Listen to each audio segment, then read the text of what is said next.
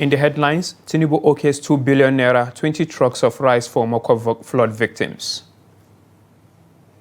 Tragedy in Sokoto, 7 drowned as canoe capsizes near Gorgawu. Soaring ram prices force Muslims to scale back on Eid sacrifices.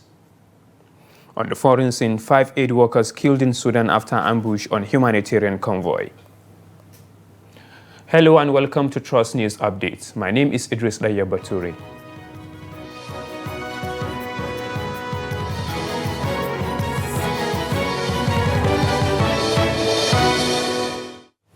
Now, President Bola Ahmed Tinubu has approved the immediate release of 2 billion naira for the reconstruction of all houses affected by the flood in Mokwa, Niger State. Vice President Kashim Shettima disclosed this during a visit to Mokwa following devastating flood that destroyed lives and property and left hundreds displaced. The Vice President also said the President authorized the immediate release of 20 trucks of rice to be delivered to the victims. On the issue of drainage, Shettima said the President had also directed the immediate rehabilitation of drainages in Mokwa town.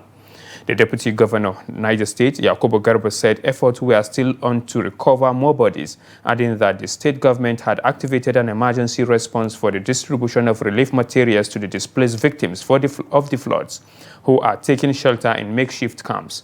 Over 200 bodies have been recovered after a flood wreaked havoc in communities in Mokwa on Wednesday, May 28, 2025. With respect to the drainages in Mokwa town, the President has equally directed Ministers of Environment and the Minister of State Agriculture, Senator Dr. Aliu Sadi Abdullahi, who is the son of the soil, to relocate and ensure that under the platform of absent protest, the President get one immediate intervention on the drainages in Mokwa town. Again, on the relocation and the construction of homes for the affected victims, the President has authorized the immediate release of 2 billion naira to immediately commence the construction of homes destroyed by the disaster. Presently, we have a 4-collapsed bridge. One is railway is here, one is here in Metropolis here, another one is just here that connected Islam Abubakar College of Agriculture with Mokwa here. Another one is there in Rabat here. The social and economic life of our people have been completely cut off. Rabat people cannot come to Mokwa until they travel around 20 kilometers. We need a quick intervention. Quick intervention because state government cannot do it alone. Now, 7 people have been reportedly killed in a canoe accident while traveling from Gidan Hussaini to Gorgawu village in Kambama ward of Shagaru local government area of Sokoto State. The victims, whose identities were yet to be officially disclosed at the time of filing this report, were said to be on a routine trip across the river when the canoe capsized, leading to the fatal incident. In a condolence visit to the bereaved families in Gidan Hussaini village, the Sokoto State Commissioner of Finance, Muhammad Shagari, described the death as a tragic loss not only to the Shagaru local government, but to the entire state and the Muslim Ummah. Speaking on behalf of the state government, Shagari prayed for God's mercy upon the deceased, asking the Almighty to forgive their shortcomings and grant them eternal rest. The commissioner used the occasion to advocate for safety consciousness among river travelers, stressing the importance of life jackets to prevent such fatalities. He further warned canoe and boat operators against overloading, noting that strict adherence to safety protocol is essential to avoiding future incidents. Now, less than 2 weeks after the tragic killing of Divisional Police Officer DPO of Reno in Kano State, CSP Baba Ali, normalcy is gradually returning to the community. This follows the arrest of at least 41 suspects linked to the unrest that shook the area. Abdulaziz Ibrahim reports. Although there is palpable tension, signs of normalcy are gradually emerging as the police have maintained a strong presence in the area. Checks reveal that shops have reopened and residents are cautiously resuming daily activities, all under the watchful eyes of heavily armed security personnel. 41 individuals have been arrested in connection with the unrest. Last week, the incident was reportedly triggered by the death of a suspect, Abdullahi Musa, who allegedly showed signs of weakness after being taken into police custody. The suspect, who was reportedly arrested for causing commotion with a motorcycle, later died at the Rano General Hospital. The tragedy sparked outrage, leading to a mob attack that claimed the life of the DPO while on active duty. Ubale Rano, a respected elder in the community, expressed sadness over the incident. It was so sad. It was so sorrowful. We were all not happy. We're not happy. If you go around, you ask, you will see that most of the working class, when they retire, they choose to stay at Rano because of the hospitality, you see, the accommodative nature. So it was quite, woeful. Nobody is happy about what has happened. As part of efforts to restore order and bring the perpetrators to justice, the Kano State Police Command is maintaining its operation in the area. I'm a trader and I'm deeply saddened by what happened. Many of us couldn't transact during the unrest because people were scared. Some of us just ran at the sound of commotion. We suffered losses and had to shut our shops. We just want peace to return. While investigations continue, residents of Rano are left grappling with difficult questions, not just about how the situation escalated, but also how the community can heal and move forward. The Emir of Rano has, spoken. He made it clear this is intolerable. The chairman has also made it clear. He has even passed, an order, executive order, that nobody, it will not be they will no longer tolerate any. Those who are going with motorcycle, causing, or civil disturbance. He made it clear that is intolerable. So far, the Kano State Police Command has not released new details regarding the investigation, but authorities insist that justice will be served and the rule of law upheld. Abdulaziz Ibrahim, Trust TV News, Kano. Now, 11 Almajiri pupils on Monday lost their lives after a sand heap collapsed in Erdoka village, Kobo local government area of Kaduna State. The pupils were reportedly excavating sand to assist their Quranic teacher in molding blocks for a mud house when the incident occurred. The deceased were aged between 10 and 15. Reports say 7 others were rescued with varying degrees of injuries and taken to the primary health care center in Erdoka, where they are currently receiving treatment. The Kaduna State Police Command, while confirming the incident through its police public relations officer DSP Mansur Hassan, said officers were deployed to the scene immediately after receiving a distress call. He added that a full investigation has been launched to determine the circumstances around the tragedy. Now, the Department of State Services, DSS, and the military have degraded about 45 bandits around Kuchi town in Munya local government area of Niger State. The operation, which was carried out secretly, marked yet another victory in the sustained offensives against bandits in the area. Security forces revealed that the DSS had with clear precision followed the trail of the bandits and prevented an invasion on the villages to orchestrate massive attacks planned by Kingpin Dogogede and other bandits loyal to him.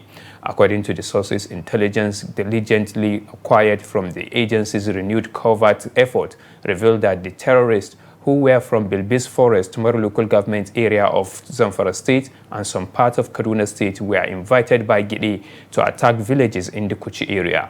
Meanwhile, the report also indicated that 5 of the DSS operatives sustained severe injuries and are currently hospitalized. Now, 5 people have been killed by suspected terrorists within the last 24 hours in the Baru 10 local government area of Kwara State.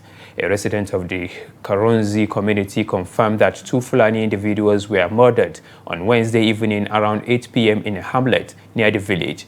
He added that the incident forced other residents in the area to flee to nearby communities for safety. In a separate attack on Thursday at about 4 p.m., a group of 12 armed men reportedly emerged from the bush and ambushed a motorcycle carrying 3 passengers in another village within the same local government area. All 3 individuals were killed on the spot. According to the source, fear has now gripped the entire area, with residents afraid to step out of their homes due to the rising threat of killings and abductions. The State Police Command is yet to issue a statement on the incident. Now, the Rivers State Police Command has announced the arrest of a suspected car snatcher, Felix Clark, along Abacha Road in the GRA axis of Port Harcourt. The police reported that the suspect was intercepted while riding a bicycle during a routine patrol. Upon searching the suspect, officers discovered 7 master keys in his possession, and a stolen vehicle was subsequently recovered from his residence. The spokesperson for the State Police Command, Grace Irekinde Koko, disclosed this in a statement issued in Port Harcourt on Wednesday. She further revealed that during interrogation, the suspect approved valuable information about his gang members operating in Lagos and other parts of the country. State Commissioner of Police Olugbenga Adepoju reiterated the command's commitment to ensuring the safety of security of lives and property. Now, as the 2025 rainy season begins, farmers across Jigawa State are adapting to raising agricultural costs by turning to locally sourced manure as a substitute for increasingly expensive organic fertilizer. This shift comes as many begin clearing their fields in preparation for the new farming season. The report. The soaring cost of inorganic fertilizer has pushed many farmers, especially those in rural areas, to seek more affordable and sustainable alternatives. Locally available manure, primarily derived from livestock waste, has emerged as a popular option due to its affordability, accessibility, and long-term soil benefits. This manure is more effective than chemical fertilizer. If there is enough rainfall, you won't face any problems. However, when the rain is insufficient, challenges can arise. While inorganic fertilizer is easier to manage, manure is more effective and its benefit can last up to 3 years. Inorganic fertilizer works faster, but manure makes crop healthier and stronger. It improves both quality and yield. Crops grown with manure are usually sweeter. For example, groundnuts grow larger and produce more oil when local manure is used. An agricultural expert from the Jigawa Agricultural and Rural Development Authority, JERDA, has backed the move, encouraging farmers to embrace organic alternatives. He emphasized that when properly applied, local manure can be highly effective in enhancing soil fertility, retaining moisture, and promoting healthy crop growth. So I wanted to advise our farmers, looking at the price of fertilizer, it has gone high. So we are advising our farmers to at least use their own local manure, that is FYM, farmyard manure, because farmyard manure is very rich in certain nutrients. Once you apply it before planting, so it will last in that field or land for about 3 to 4 years before you add another one. So I'm advising our farmers to use this farmyard manure instead of depending totally on inorganic fertilizer, that is NPK or urea. Despite previous efforts by the Jigawa state government under Governor Umar Namadi to subsidize fertilizer costs, the current spike in prices has made it difficult for many farmers to access sufficient supplies. These has increased reliance on alternatives like local manure, showcasing both the resilience of Jigawa's farming communities and the pressing need for further support. Agricultural stakeholders are now calling on the government to step up additional interventions, including farmer education on proper manure usage and timely assistance to help ensure a successful harvest amid ongoing economic challenges. This is the news update on Trust TV. Coming up after the break. Soaring ram prices force Muslims to scale back on Eid sacrifices.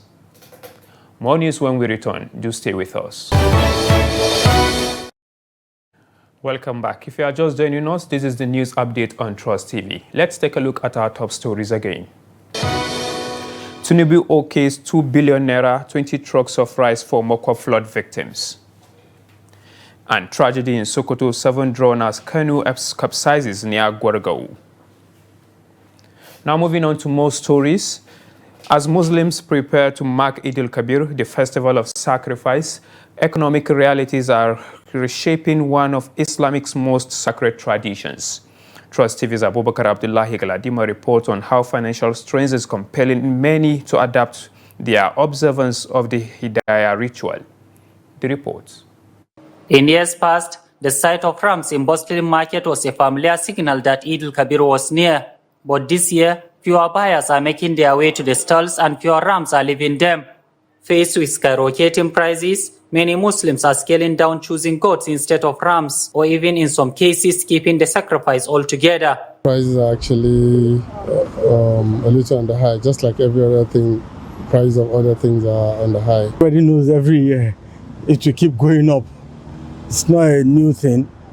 It's just that the level it comes is what people might not be prepared for compared to maybe the income coming into people.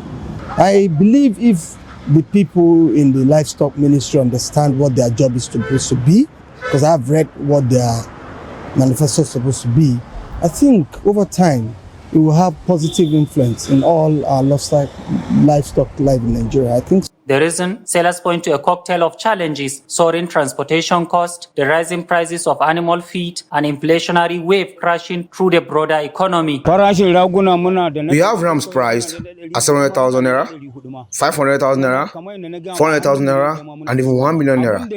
The prices reflect inflation across all sectors: fuel, feed, and general living costs.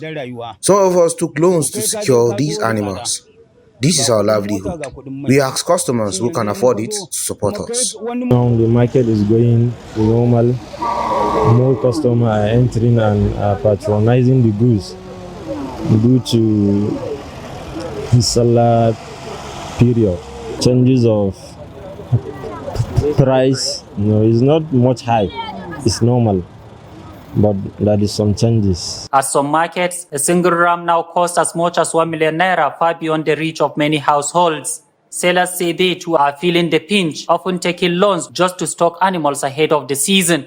Still, Islamic scholars urge the faithful not to lose sight of the deeper meaning behind the sacrifice. A hadith of the Prophet ﷺ is saying there is no work one will do on the 10th day of the Hijjah which Allah loves better than slaughtering the animal, sacrificial animal.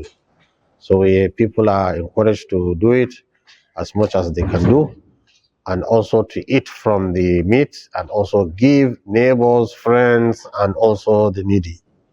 And for those Muslims who are not capable, either financially or otherwise, to sacrifice this animal, what they do is that Allah said, "La yukallifullahu nafsan illa wus'aha." They continue with their dhikr, because it's the days of dhikr. After every prayer, for 15 prayers, after the Eid prayer, they continue doing that and do as much as possible charity and other things. For many, this year's Eid celebration is a test of faith and flexibility, a reminder that the heart of worship lies in sincerity, not showmanship. Despite the economic downturn, Muslims across the country are finding new ways to honor their faith, proving once again that devotion, not extravagance, defines the spirit of Eid. Abubakar Abdullahi Galadima, Trust TV News, Abuja. A former chairman of the Economic and Financial Crimes Commission, EFCC, Abdul Rashid Bawa, has alleged a staggering scale of corrupt practices used to siphon public funds under the guise of fuel subsidy payment. Bawa revealed this in his book titled The Shadow of Loot and Losses, Uncovering Nigeria's Petroleum Subsidy Fraud. According to a statement on Monday, the statement said the book exposes Nigeria's multi-billion naira fuel subsidy scandal, unraveling the inner working of one of the country's most pervasive financial crimes. Bauer, drawing from his first-hand experience as a key investigator on the EFCC special team that probed the 2012 subsidy fraud, reveals the complexity and audacity of the corrupt schemes used. According to the statement, the former head of the anti-graft agency chronicled how billions of naira were embezzled through ghost importing and over-invoicing as companies submitted claims for fuel that was never imported or inflated shipment volumes to receive excessive subsidy payout. Another form adopted by the perpetrators of these scandals, as revealed in the book, is the manipulation of bills of lading, where fraudsters exploited international price fluctuations to claim higher subsidies by altering shipping documents. These practices, Bauer explained, were boosted by forged documents, weak regulatory oversight, and systemic collusion between corrupt government officials and private sector actors. Now, away from Nigeria, the United Nations on Tuesday said 5 people have been killed in an attack on a humanitarian and convoy in Sudan. The attack happened on Monday night near the town of El Kouma in North Darfur province, as the convoy was trying to reach El Fasher city. Speaking to reporters on Tuesday, Stephanie Dujarric, the spokesperson for UN Secretary General Antonio Guterres, described the incident as a horrendous act of violence. The UN has not said who was responsible, but Sudan's warring parties are trading blame. The country was plunged into a civil war more than 2 years ago, when tensions between the army and rival paramilitary exploded, with street battles across the country. The war, which has displaced millions of people, has been marked by atrocities, including mass rape and ethnically motivated violence, particularly in the western region of Darfur.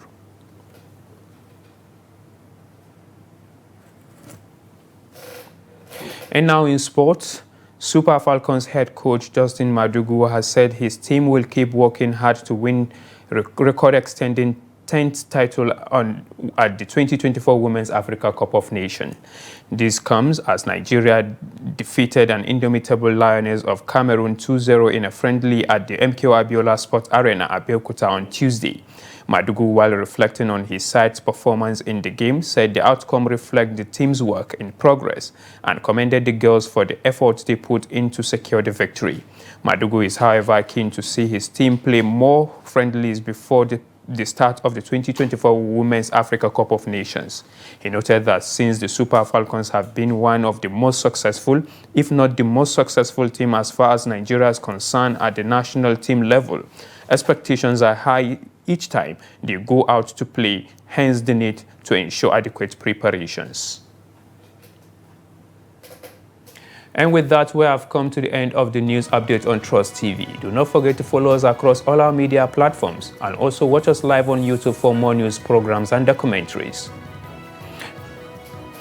My name is Idris Lejebature, thanking you for being with us. Good evening.